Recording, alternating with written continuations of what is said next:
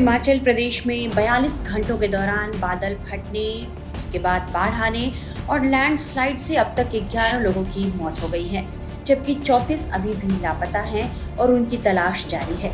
1 और 2 जुलाई की रात आई आपदा ने यहां तबाही मचा दी है। इस दौरान रेस्क्यू टीमों ने 370 लोगों को सुरक्षित निकाला है।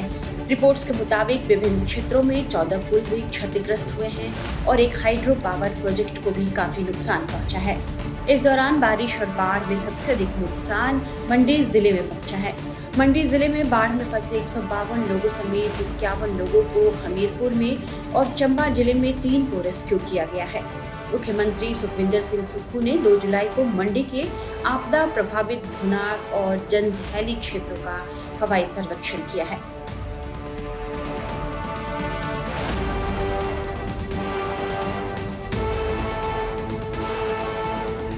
ने यहाँ रिलीफ कैंप में ठहरा दिया है, लेकिन जिस प्रकार चट्टानें खिसक रही है, बड़ी बड़ी चट्टानों के खिसकने का कारणों की जांच जरूरी है। और मेरा मानना है, क्योंकि हम अभी पैदल चल के घटनास्थल पर गए हैं, इस बारे में हमें अध्ययन करना होगा कि जो चट्टानों के ऊपर घर थे, एकदम इतनी तेज बारिश में तकरीबन 20 के घर पूरी तरह नष्ट हो गए। अब वो क्यों नष्ट हुए, इस दृष्टिकोण से भी हमें समझना चाहिए। निश्चित तौर पर कहीं ना कहीं क्लाइमेट चेंज का भी प्रभाव नजर आता है और ये स्टडी हमें केंद्र सरकार और राज्य सरकार को मिलकर करनी होगी कि एक रात में तकरीबन 8 से 10 क्लाउड बर्स्ट हुए हैं। ये तो एक क्षेत्र आज खुला है, एक और क्षेत्र है जो हमारा थुनाग से जंजैहली बगस्याड़ का पोर्शन है। बगस्याड़ तक हमने सड़क खोल दी है। पूरे अधिकारी और कर्मचारी जो है पूरी जोर शोर से लगे हुए हैं और कल हमारे डिप्टी कमिश्नर उस एरिया में गए थे।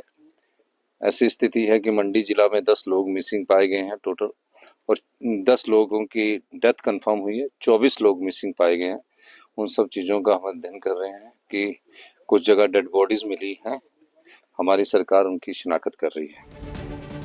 हिमाचल में आई इस आपदा को लेकर आपदा प्रबंधन एवं राजस्व विभाग के विशेष सचिव डीसी राणा क्या बता रहे हैं, ये हम आपको सुनाते हैं।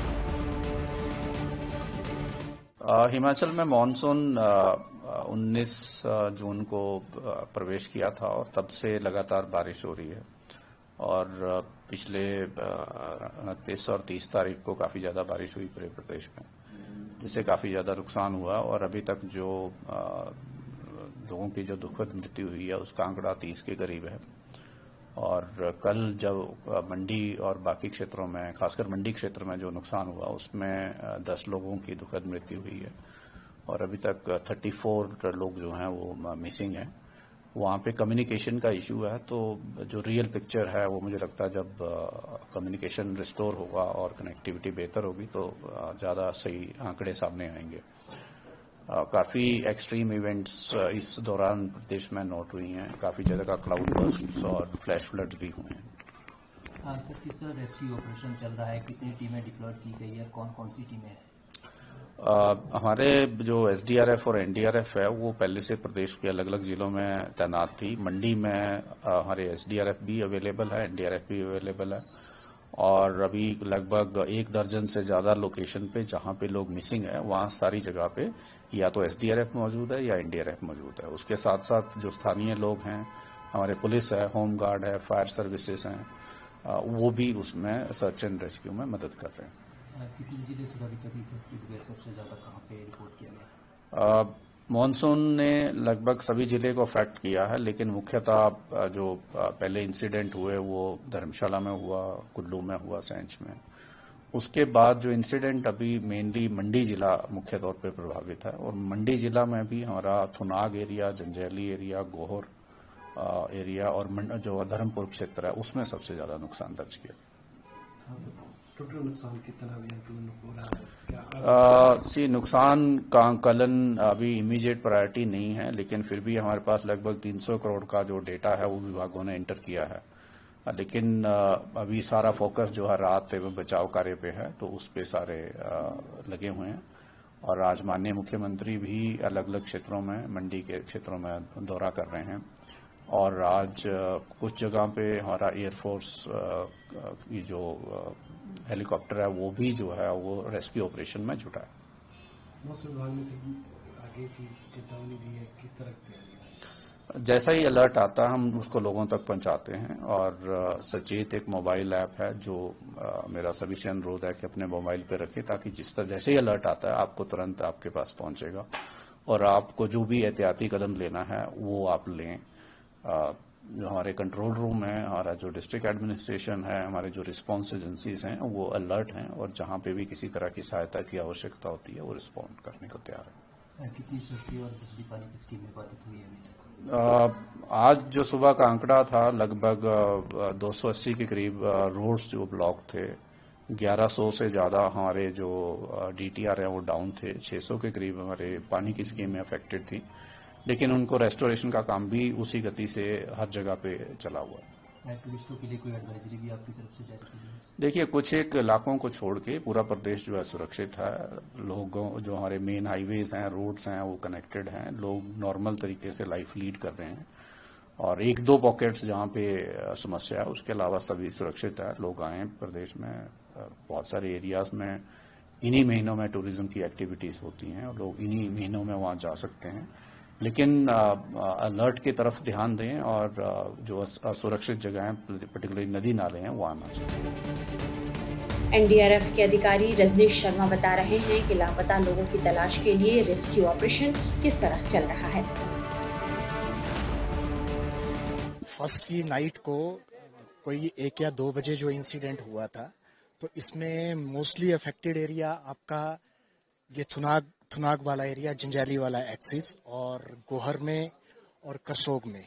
तो गोहर में जो है वो 9 बॉडीज जो हैं वो 9 मिसिंग पर्सनल्स हैं और करसोग में 2 मिसिंग पर्सनल हैं और यहाँ जो थुनाग वाला एरिया है इसमें एस्टिमेटेड स्टैटिस्टिक्स जो सिविल एडमिनिस्ट्रेशन से हमें मिल रहे हैं, अप्रोक्सीमेट 20 पर्सनल मिसिंग है डिफरेंट लोकेशन में थुनाग वाले एरिया में। और हमारी एनडीआरएफ की 14th एनडीआरएफ जो हिमाचल में लोकेटेड है यूनिट, उसकी प्रेजेंट में 3 टीमें जो हैं वो अपना पुरजोर कार्रवाई कर रही हैं कि जैसे तैसे हम लाइव विक्टिम्स को ट्रेस करें और जो भी हमारे पास हमारी कंट्री में और पूरे वर्ल्ड में एक रिनाउंड ऑर्गेनाइजेशन है जो डिजास्टर मैनेजमेंट के लिए, और उसने बाहर भी कई जगह पर काम किया है जैसे टर्की, जापान और नेपाल में। तो जो भी हमारे पास टेक्नोलॉजी है उसको सारे को यूज करते हुए हम तो ये चाह रहे हैं कि जितना जल्दी गोल्डन आवर्स बचा के लाइव विक्टिम्स जो हैं वो ट्रेस आउट किए जाएं। और 3 टीमें जो हैं वो अपने युद्ध स्तर पर कार्रवाई पे लगी हुई हैं इस समय पर।